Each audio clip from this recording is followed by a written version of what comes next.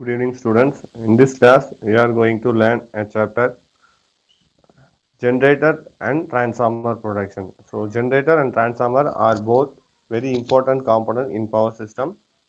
So, we just want to find what are the possible faults that may occur on a generator as well as the transformer and what are the remedies we are going to find. Okay, here I am going to share my presentation with you. Just a minute.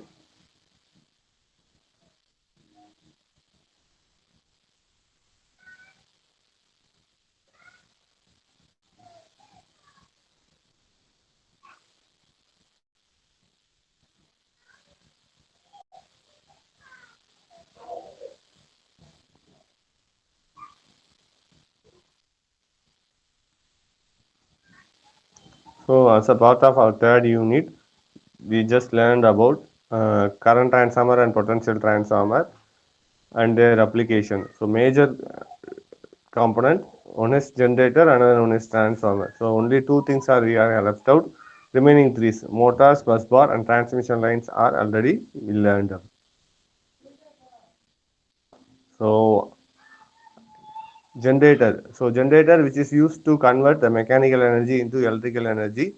So generator consists of stator as well as rotor. So the mechanical parts it's considered and we have to consider about. So there are possible fault when they ask 2 mark what are the possible protection schemes are available means on the stator side. Stator side as we learned in first unit, differential protection. Here, one type of differential protection, that is percentage differential protection, which can be applied to provide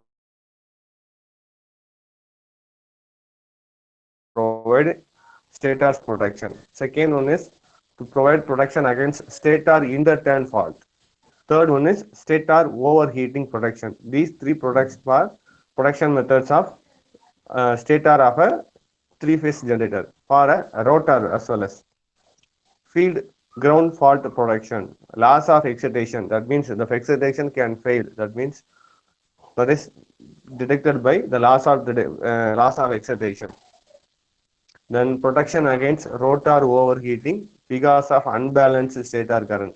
In a second unit, we just learned negative phase sequence relay. So when the current sequence, current instead of conventional phase rotation, the direction can reverse means it produces a negative sequence current. Okay, this negative sequence current increases the amount of current as well as temperature also. So this method can used for finding the overheating. And some of the related to mechanical are very first one, over voltage. The induced EMF can be raised to the specified value. Then over speed, frequency also changes, then the mechanical input changes, then the output of alternator also can changes. Protection against motoring, instead of running as an alternator it may run as a motor, so these actions can be avoided. Then protection against vibration, providing a protection against auxiliary failure. If there is one of the auxiliary component failure, it must be given as the information to the operator also. The last one, protection against voltage regulator. In order to maintain a constant output, we are having the voltage regulator. So if there is any fault on voltage regulator, it must be also indicated. So very first, percentage differential protection. So percentage differential protection, as we are known, both ends can be current transformer can be connected, and both ends the current can be measured. The difference between these two current can apply to the corresponding differential relay coil. So this method can be applied for a generator of capacity having 1 megawatt and above. So it provides protection against internal fault. So it is called in the name of biased differential protection or longitudinal differential protection. So under normal operating condition, the current when both the currents are equal, the current can flow through the relay coil, relay's operating coil is the difference between these two. So under normal operating condition, there will be no current can flow through your relay. So the relay is inoperative. When there is an internal fault, the, the due to the changes in voltage, the secondary voltage can increase. Okay, then the operating coil carries the sum of currents sent by the upper NCTs and lower NCTs. So then results there is a current can flow through your corresponding relay, and the relay will give a signal to circuit breaker, and the circuit breaker will trip. This differential protection, as we mentioned earlier, it provides a protection against only for an internal fault. It does not provide a protection against external fault or a overload fault. So how much amount of winding can be covered means 80 to 85 percentage of generator winding can be covered. Here we just having one form. Why we should not able to cover 100 percentage means the magnitude of earth fault current, which is depends on the corresponding method of grounding. In the first unit, we just learned what are the three different major types of grounding: resistance grounding, reactance through voltage transformer, Peterson coil grounding. So, what kind of grounding can be applied? It will determine the magnitude of earth fault current.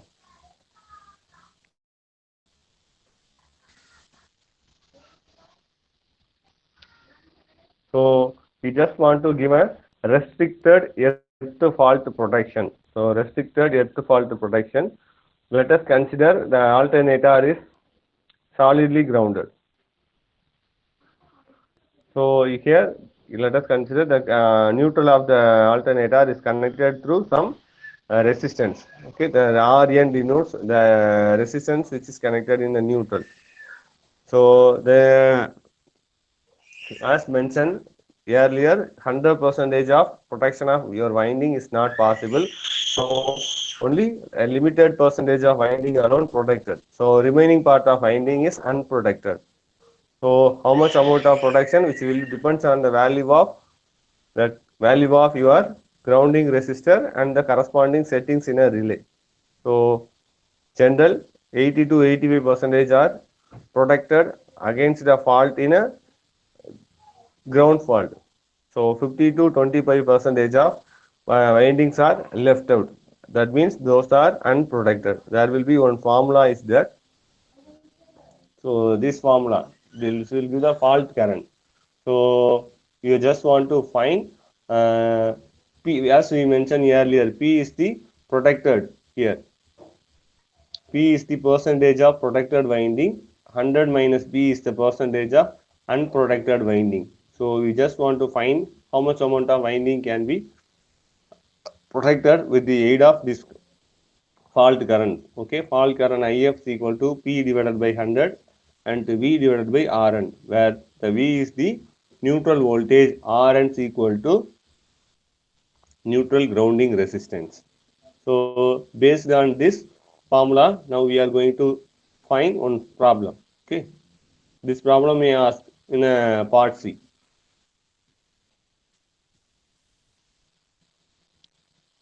Just a minute, then I can go for the problem.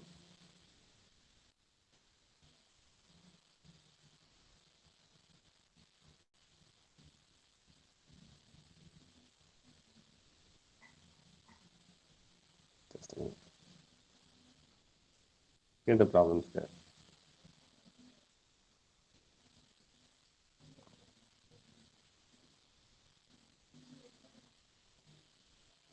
So the question is, the neutral point of three-phase 20 MVA 11 kV alternator is grounded through resistance of 5 ohm. So the relay is operated when there is an outbalance of current of 1.5 amps. The ratio of CT ratio is 1000 for 5 amps. So they are asked two questions. Very first question is the percentage of protected winding. Second one is the value of earthing resistance required to protect 90 percentage of winding. So very first one, they give the value of They ask the value of to find the value of how much amount of winding to be protected. Second one, for value of 90% of winding to be protected, that means 10% of winding is unprotected. For the condition, what's the value of the corresponding neutral resistance? So let us consider a three-phase alternator. Its neutral is connected through ground through the value of resistance. X will be the portion to be protected. Okay. First, we just want to find the corresponding current which can flow through your relay. So the mentioned current, the balance current 1.5, it's get multiplied by the corresponding CT ratio. So 1.5 into 1000 by 5, it will be around 200. So 200 into 1.5, we can have an answer of 300 amps.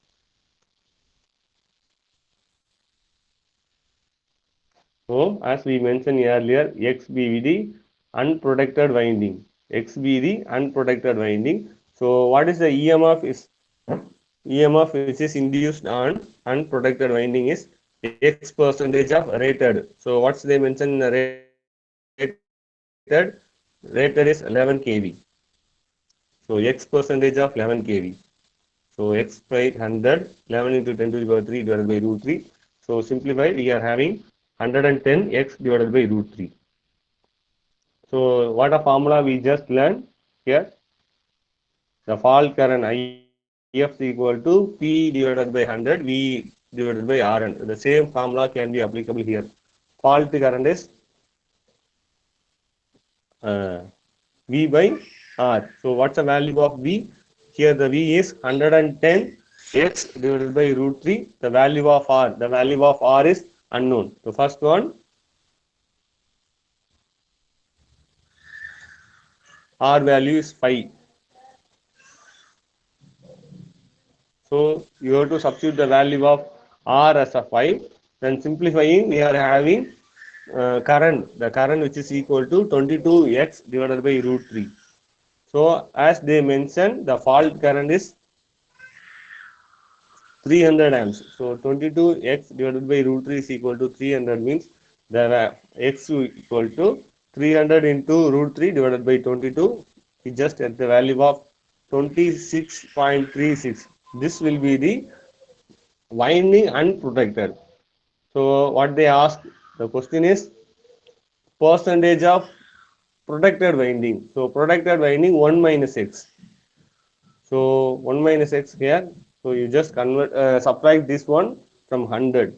100 minus 23.6, it should be equal to 76.4 percentage. So X will be the unprotected winding. So if they ask unprotected winding, you can stop here. But the question is asked to find the percentage of winding to be protected. So the correct answer is 1 minus X. So 1 minus, instead of, in order to convert in a percentage, 100 minus 23.6, the answer is 76.4 percentage. So first part is over. The second part, they have to ask, find the value of earthing resistance to protect 90 percentage of winding is protected. So 90 percentage of winding is protected. That means 10 percentage of winding is unprotected. So unprotected winding should be treated as X. So X is equal to 10 percentage. 10 divided by 100, it should be 1 by 10. So EMF induced in 10 percentage of winding 11 kV, 11 kV into 10 percentage. So 10 percentage means 10 by 100. That's it. I get taken as 1 by 10. So the answer EMF is 11,000 divided by root 3. So you just want to find for the same fault current. There is no change in your fault current. The fault current is 300 amps. So parts of formula for fault current is equal to I is equal to V by R. So 11,000 divided by root 3 by R. So from this you just want to cross multiplication. You want to find the value of R means 11,000 divided by root 3 divided by 100 which is equal to R. From this you are getting the value of R as 2.12 ohm. You can stop here.